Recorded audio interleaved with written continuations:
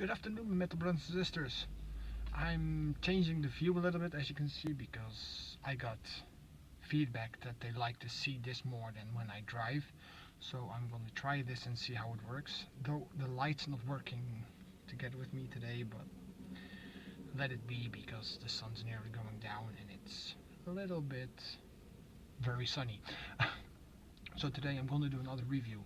It's not from a new album or a new band, but it's from an existing band from America. They make lyrics to already made game music songs, and I heard about them quite a bit ago, but I didn't dare to go and listen to their music because I thought they might just do instrumental covers, and I have heard enough of it. But they actually put lyrics to songs from the specific game that happened to be my favorite game series of all time anyways. It's from Mega Man, and the band is called The Megas. Um, yeah, like I said, I was hesitant listening to it at first because of, um, yeah, wrecking my youth or stuff like that, but they didn't. They added it to it. As I'm older now, I can understand more, and I especially like the fact that they made lyrics so you could sympathize or see how the robot masters were or how they probably would have felt when that happened. Um, the album opens. Yeah, I'm sorry I don't have the original album because I couldn't get it, so I bought it via iTunes, which I am not a big fan of, and I will try and get the album Get Equipped because that's the name of the album. But for now, I have it on my iPod, downloaded from iTunes. I only have this one because the History Repeats, the follow-up to this album, is still available, and I will go and buy that in a little while. But for now, I'm gonna review this because this album is worth giving a review, and it's just when I first listened to it, I got tears in my eyes because I never expected like this would happen or this was made, and yeah, it was very weird when you listen to a song and the person next to you is like enjoying it and you have tears in your eyes. You enjoy it so much that you get tears in your eyes. So you guys fucking did an awesome job. Sorry for swearing, but I couldn't explain it anywhere else. Um, of course, we have an opener. It's called The Beginning of the End, and that is, yeah, probably the end of Mega Man 1, as they haven't made an album of Mega Man 1, which I would have also liked, but the story goes as it starts on Mega Man 2, and that is basically the intro to it. Then you have I Want to Be the One, Dr. Wily. That is basically, if you know the game, you have the intro stage where you see the camera going up to the tower where Mega Man's standing on. But yeah, you'd be like, yep, so what? What's so special about that? Now, what they did with it is they had that very slow part where it goes up until you get to Mega Man. They have a lyrical part, and it fits perfectly. They did a very good job. And when it gets up there, it goes faster. And they made a whole song. The song in totally is, well, it's about 3.5 minutes long, and it's worth to listen to. It's awesome. It gave me goosebumps, and my hair and my neck stood on, and I've got quite a bit of hair that can stand up. So just imagine how weird it would look. Then it goes to one of my favorite songs of the album as I've listened to it, because this actually shows me like something I was like, yeah, oh right, this is actually how it can also be interpreted as the creator of Mega Man is his son, not just for defending, but for also for his child, because in this world didn't give him any, so he built himself one. And this song's message from Dr. Light, the level select. You know, from every Mega Man story, every Mega Man series you have the level select screen where you have the Robot Masters, even in the newer version in Mega Man X, but this is about the good version for me. You have the Robot Masters, and then you always have a tune there, and they made a whole song of it, explaining about Mega Man's birth and how Dr. Light feels, and yeah, they did a phenomenal job with it. I am just so surprised that it happened like it did, and I listened to it and I still love it, and I love to sing it out loud, and I love the fact that they made it metal because that's what it fits so well. But Dr. Light, the father and creator of Mega Man, and all the Mega Man on one robot. Yeah, this song just gets going. It's a very fast-paced, melodic song. Every song is melodic. If you know the game, you know the songs. That's how well they did it. They put it all on instrument, but if you know the lyrics, and if you know the lyrics, if you know the songs of the level or the game itself, you will know all the songs that they play on this album. Then we have The Fate Forged in Steel.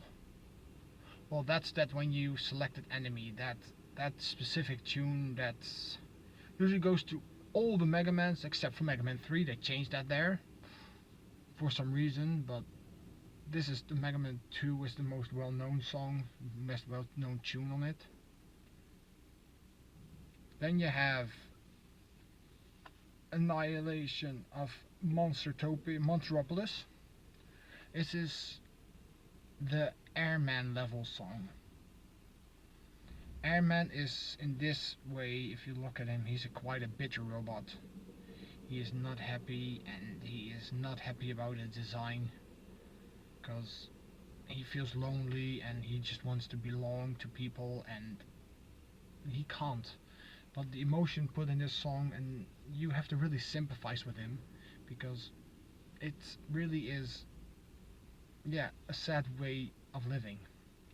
Then we have from my favorite Robot Master of all times, Metal Man, the song Metal Dance.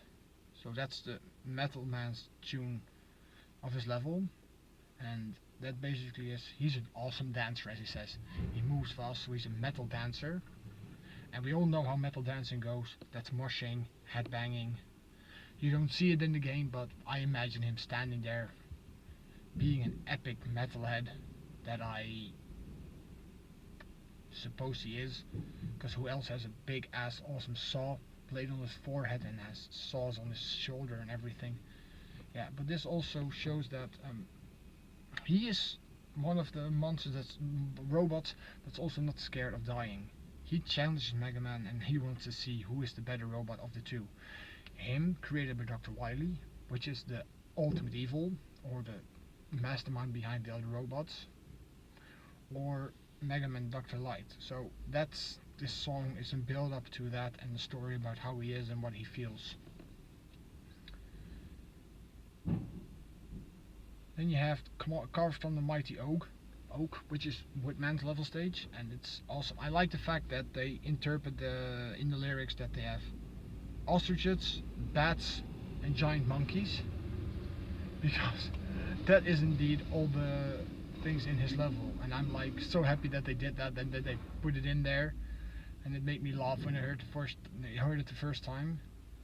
But he's not your average robot, as he is like made of nature, and he is the nature protector of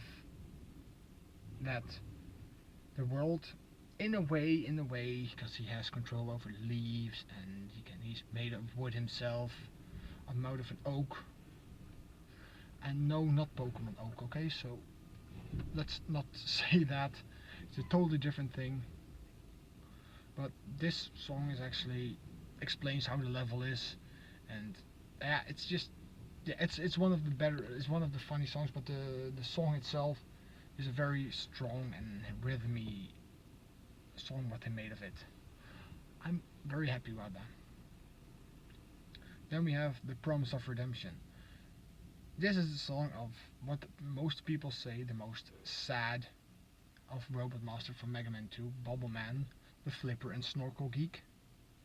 He is a little bit geeky though, but yeah, he gets teased in this. As you can see, his weapon is not that strong, but yet he can swim very fast. But you know how his level is. His level is hard, and his boss room is also very hard with the spiked balls on top of it.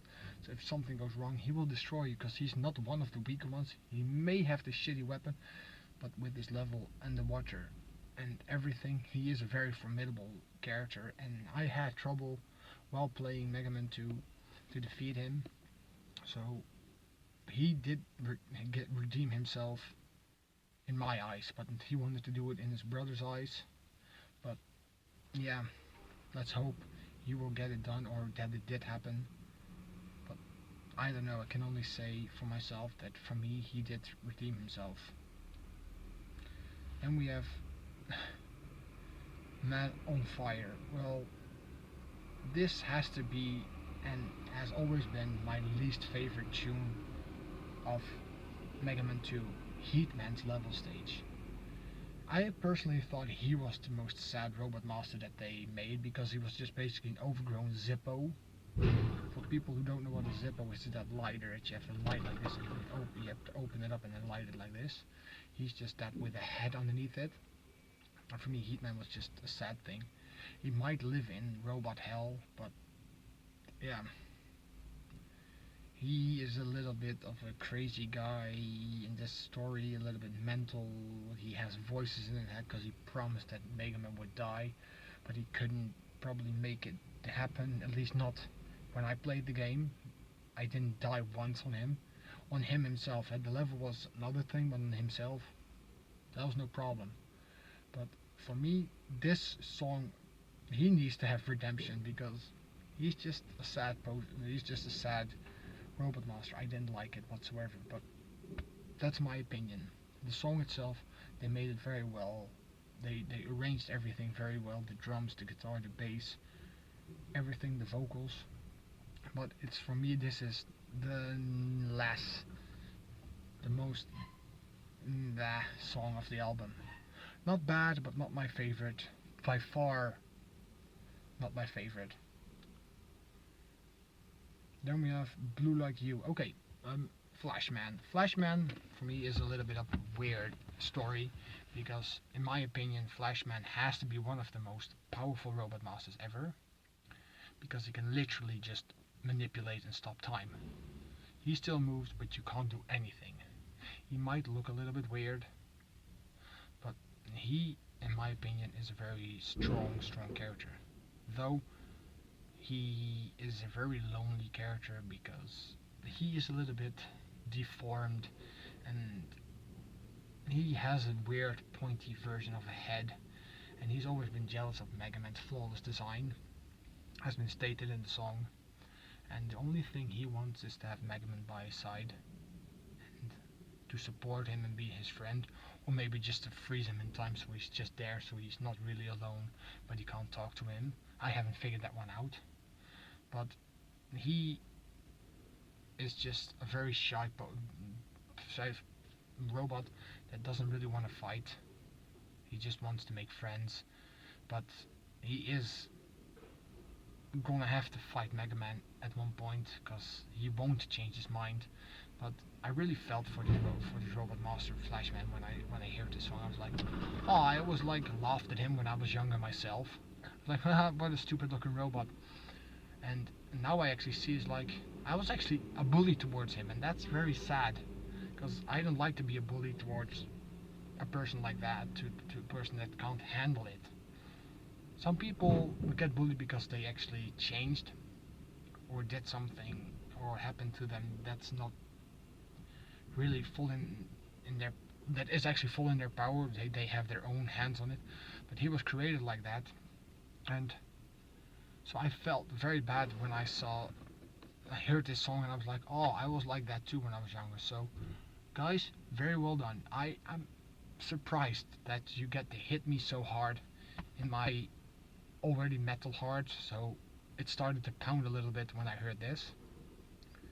Then we have The Quick and the Blue, the Western song of this album. They did an intro to this song, which I was like, what the hell is this? And then the song started to play, and I was like, They wanted to make him like a quick draw person, like a cowboy, and I was like, that fits Quickman quite well. In this thing, it's like a western.